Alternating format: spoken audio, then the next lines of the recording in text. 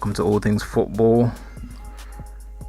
Welcome to this game week review / preview of the next game week. Oh, what a horrible game week it's been. It's been horrible. It's been torrid.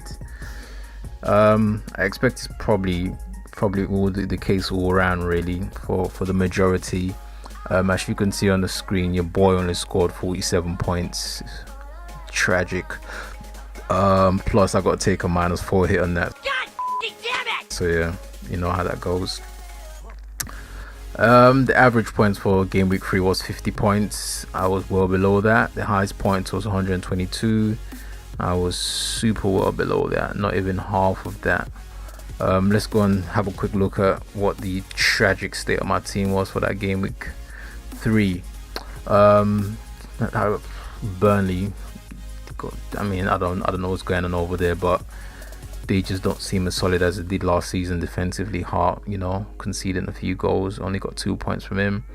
Robertson, just as solid as you can get really. Always going to return you something. I had Mendy. Obviously Man City drew to Wolves, who played really well. Mendy unfortunately didn't get any returns on there.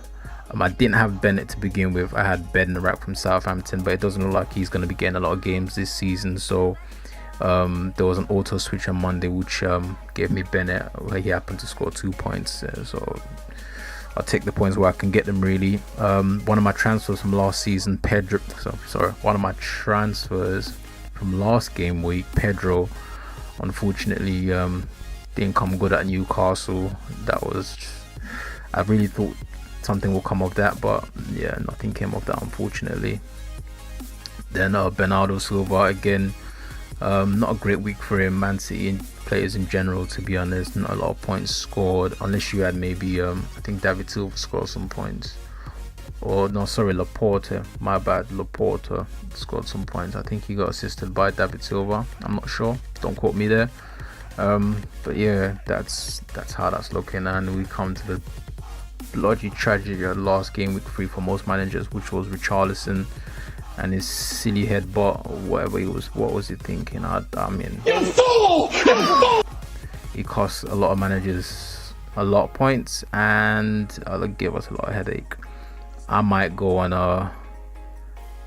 Richarlison.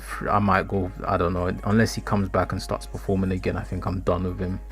I'll wait and see though. I say that now, I'm just venting, so to speak. My only decent returns came from Salah. He scored a goal and he was my captain from last game week, so that was something to celebrate, I suppose. Take them where I can get them. Lacazette, Arsenal did manage to run away with 3-1 victory. Lacazette did get a dodgy I'll call it a dodgy assist on an own goal, but I'll take them where I can get them, to be fair. I did get some returns from Zaha. They did manage to, although they lost, they did manage to get some returns. He did manage to score, should I say. Aguero, unfortunately, not a good one this week for him. Only measly 2 points. He did have a lot of chances, unfortunately he couldn't convert them. There was a penalty shout, which I thought, was a stone cold penalty for me, which I was almost positive Aguero was going to take it had it been a penalty. But ifs, ands, as the saying goes, maybes and all of that, if, ands and buts, shoulda, coulda, wouldas, but so that was pretty much game week 3 for me. It's an absolute mess.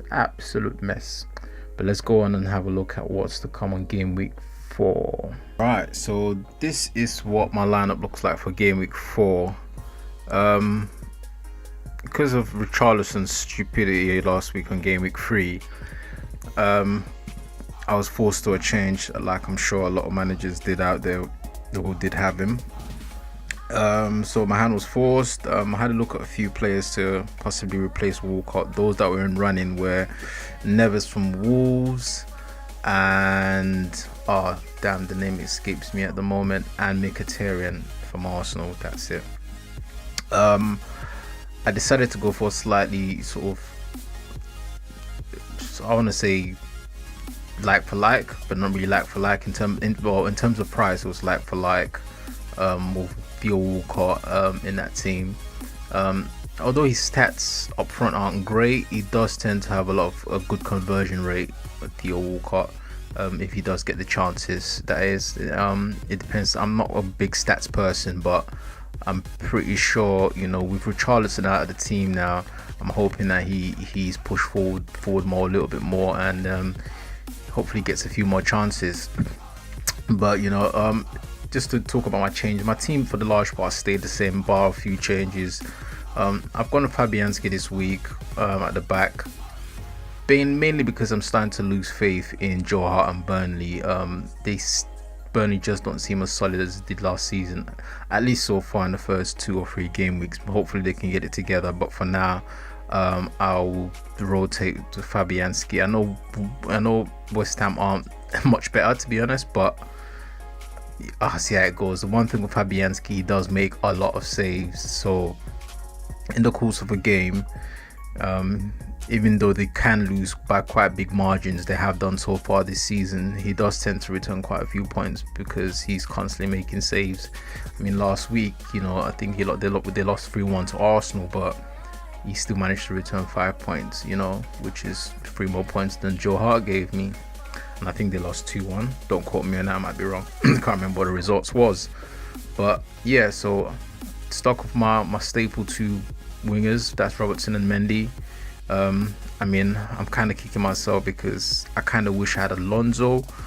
Time seems to have, the ship sailed with that one right now because his price is rocketed, and I just can't justify spending 6.6, 6.7 on another defender.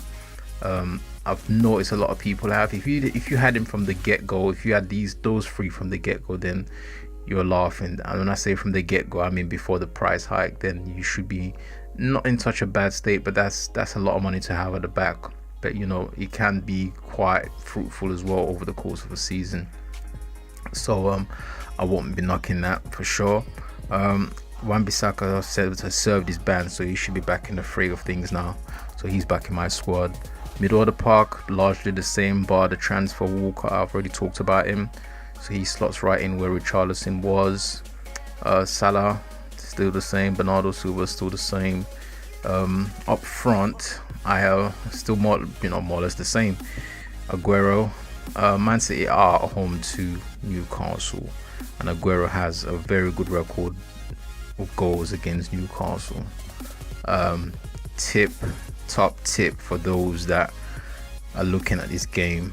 I mean, I'm looking at it, and I don't know if I'm going to do this or not, but if you're thinking of a game to triple captain a player, I think Aguero will be a good one to do against Newcastle. I'm not a big stats person, but if you go on Google his stats against Newcastle, they are pretty good. I think he's got like 2 or 3 hat-tricks against them. I can't quite remember, but he scored a lot of goals, put it that way. So definitely one to have captain for game week 4. Again, Newcastle might set up really defensively.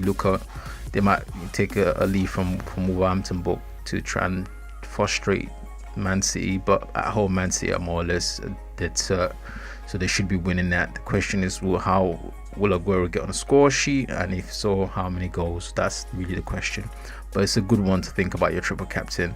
I usually leave my triple captain for double game weeks, but in the past that hasn't paid dividend for me. I think for the past 2 seasons I triple captain Kane on, I think, one of the double game weeks. One of the games he played half a game, and the other game he didn't get any returns, and I was really frustrated by that.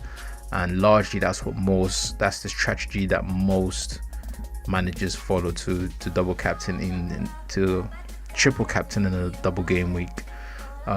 But you can get fortunate sometimes. Some people do it early and cash in on it really early. I myself might be one of those people, but I just don't know yet. Zaha at home to Southampton. I'm hoping that should be. Southampton haven't started too well this season. They've lost a few games, and I'm hoping Crystal Palace can pile on their misery and get a few returns from Zaha. Hopefully Wan-Bissaka can keep his act together and hopefully get me a clean sheet. Lacazette is a dark horse of mine. He's dropped in price quite a bit since I bought him. Arsenal are away to Cardiff. Cardiff haven't conceded a lot of goals so far this season. I'm hoping with the sort of attacking style that Arsenal play, we can go away from home and grab a couple goals there. I think how we line up against Cardiff is key really, But Lacazette gets one more week on my team. Also, he's also off for the chop. So yeah, let's quickly talk about wildcard. There's a lot of people that have been talking to me, asking me when am I going to use my wildcard, when do I think is the best time to use it. I know a lot of people have already used their wildcard already this season, already the first 3 game weeks. I think personally it's a little bit too early, but the strategy there is if you get in early and before the price hikes, you can get, you know, a decent team before it gets too expensive to get them, or you know, or you fall too far behind. I'm looking to wildcard probably in game week 5 or 6, unless something really drastic happens in game week 4 and I'm forced to wildcard. So, but we'll see. But that's kind of where I'm looking to wildcard, because I don't want to leave it too late. And on top of that, after the international break, I think most of the teams go back to Europe, so there'll be a lot of rotation within the squad. So you kind of want to know who's playing the Premiership games and who's playing the European games. You know, you kind of want to make sure you know who's doing what at that time. So I think I'll be leaving my wild card up until then. So yeah, well, I think that's it for this week, guys. You can see the fixtures for game week 4 on the right of the screen there. One of the fixtures I would say to keep an eye on is the Chelsea against Bournemouth. Chelsea being at home, and the player to watch there is Eden Hazard. He's one I'm definitely watching. It looks like Chelsea are gonna hold on to him in this transfer window, and it's been a few seasons since I put trust in Hazard on my team, but Sarri seems to like him a lot, and he seems to get a lot of game time, and he seems to be in a bit more for I don't know, there's a form about him that he seems to want it more this season.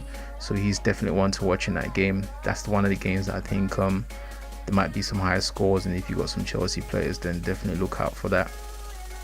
Anyway guys, thanks for checking out this video. That'll be it for now. Good luck to all of you guys out there in game week 4, and wish me luck. And if you have any tips for me on what I could do to improve my team, in terms of transfers, in terms of wildcarding, I'll take it all. Any sort of tips in terms of my channel, whatever you want to talk about, I'll take any tips. But anyways guys, thanks for watching, and I'll see you guys in the next one. Peace.